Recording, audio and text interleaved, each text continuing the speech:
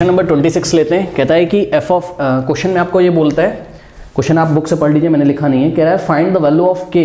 Question number 26 से 29 में क्या करना है हमको? फाइंड द वैल्यू ऑफ के so that the function F is continuous at the indicated point in the exercise 26 to 29। मतलब इस फंक्शन में हमको के का ऐसा वैल्यू निकालना है जिस वैल्यू के लिए ये फंक्शन कॉन्टिन्यूअस हो। कौन से पॉइंट पे? ये जो सामने लिखा ना at x is equal to π/2, इस पॉइंट पे। यानी कि ये गिवन है। क्या गिवन है? सुन लीजिए, ये गिवन है।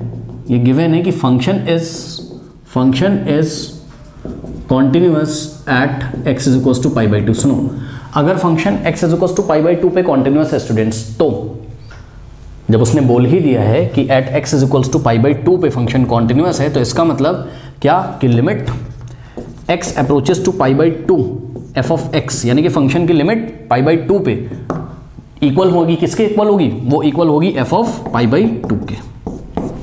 भाई दिया गया पॉइंट क्या है? π/2। आप दिया गया पॉइंट कोई सी लेते थे ना, यही सी है।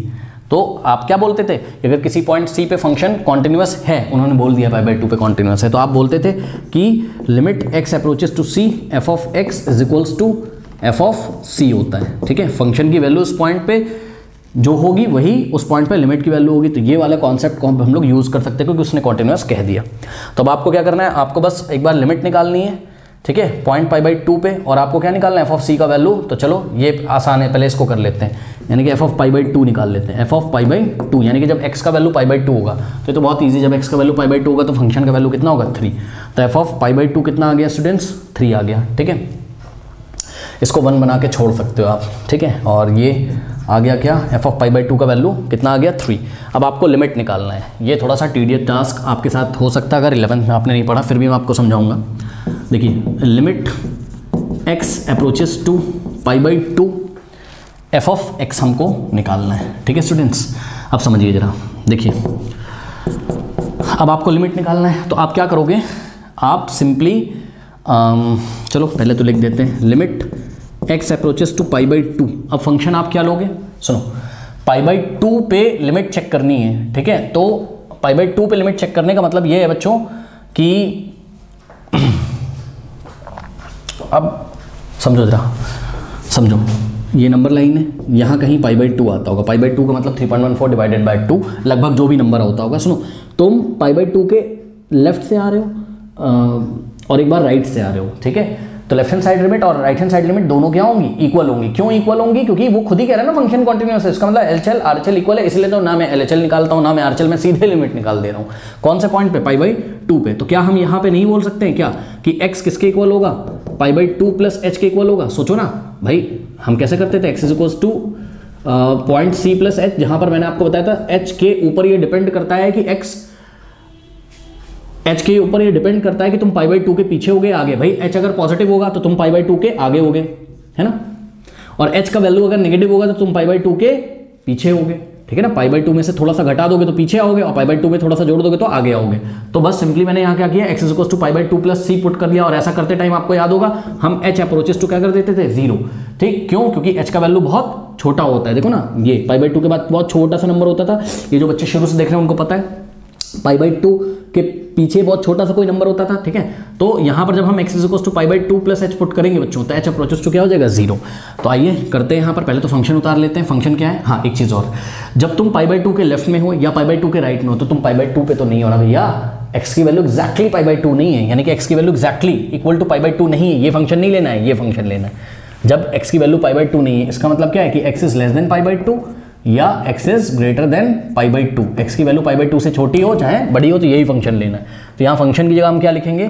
k into cos x upon pi minus 2x। ठीक, अब क्या करेंगे?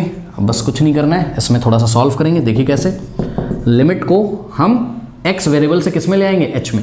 Limit h approaches to 0। और ऐसा आप कब करने में कामयाब हुए? ऐसा आप तब करने में कामयाब हुए जब आपने x की जगह क्या पुट किया? π/2 प्लस h। तो यहाँ पर हम पुट कर देंगे, देखिए ध्यान से, k इंटू कॉस x की जगह क्या रखोगे आप? x की जगह रखोगे π/2 प्लस h। ठीक है, डिवाइडेड बाय, अब देखिए यहाँ h वाला कॉन्सेप्ट लगाना पड़ा है ना, नहीं लगाते तो थोड़ा सा टीडियस टास्क हो सकता था, इसलिए h वाला कॉन्सेप्ट यहाँ हमने लगाया। कई क्वेश्चंस में मैंने नहीं लगाया है। ठीक है ना, तो पाई माइनस 2, और x की जगह क्या रखोगे? x की जगह रखोगे आप π/2 प्लस h। ये आ गया। ठीक है स्टूडेंट्स, अब अगर हम इसको थोड़ा सा सिंप्लीफाई करें, तो इसको अगर हम सिंप्लीफाई करें तो ये हो जाएगा लिमिट h अप्रोचेस टू 0। देख लो पहले, कॉपी कर लो, फिर मैं कराता हूँ। ठीक, अब ध्यान से चेक करिए, k तो ऐसे ही रहेगा, ठीक है, k इंटू अब cos 90 प्लस थीटा, कौन से क्वाड्रेंट में आता है बच्चों? 90 प्लस थीटा, सेकंड क्वाड्रेंट में, तो cos 90 प्लस थीटा होता है माइनस साइन थीटा। ठीक है, ध्यान से चेक करिए, cos ये π/2 90 जैसा बिहेव कर रहा है और h थीटा जैसा, तो cos 90 plus theta minus sine theta, यानी कि माइनस आ जाएगा आगे और साइन थीटा, थीटा की जगह क्या लिखोगे? h, साइन h आ गया, अपॉन पाई, और ध्यान से चेक करिए 2 को अंदर मल्टीप्लाई करोगे, ठीक है स्टूडेंट्स, बल्कि -2 है, -2 को अंदर मल्टीप्लाई करोगे तो माइनस प्लस माइनस साइन आएगा यहाँ माइनस, तो -2π/2, इसी तरीके से माइनस प्लस माइनस -2h ये आ गया। ठीक है, अब देखिए 2 से 2 कैंसिल हो गया, ठीक है, यहाँ क्या बच गया? पाई बच गया। अब इसको थोड़ा सा और सिंप्लीफाई करते हैं, क्या हम यहाँ कर लें इसको, देखिए लिमिट h अप्रोचेस टू 0, ऊपर देखिए ध्यान से क्या है? माइनस के कॉन्स्टेंट है, माइनस क्या है?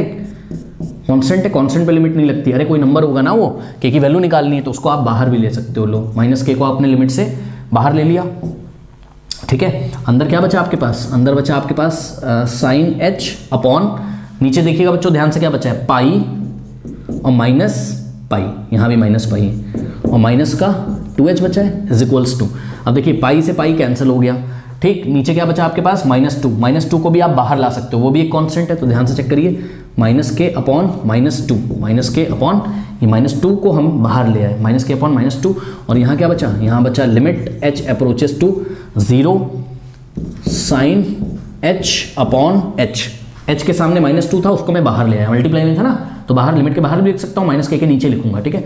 अब यहाँ देखो माइनस से माइनस कैंसिल हो गया, सामने क्या आ गया? k/2 आ गया, और बच्चों ये जो कुछ भी बचा है अंदर इसकी वैल्यू 1 होती है। आपने पढ़ा है क्या कि साइन थीटा और लिमिट थीटा अप्रोचेस टू 0, ये सैंडविच थ्योरम का रिजल्ट था क्लास 11 में, अगर आपने नहीं पढ़ा है कोई बात नहीं, याद कर लो, sine theta approaches to 0 sine theta upon theta हमेशा क्या होता है? 1, तो ध्यान से चेक करो, यहाँ पर थीटा की जगह बस h आ गया है, sine h approaches to 0 sine h upon h, ये h से h काट मत देना, साइन h में पूरे में डिवाइड है किससे? h से, और ये वाला h साइन का एंगल है तो कटेगा नहीं, तो इसका वैल्यू कितना हो गया? 1 हो गया, ठीक है, और आपके पास क्या बचा? k/2 इंटू 1, यानी कि आपके पास क्या बचा?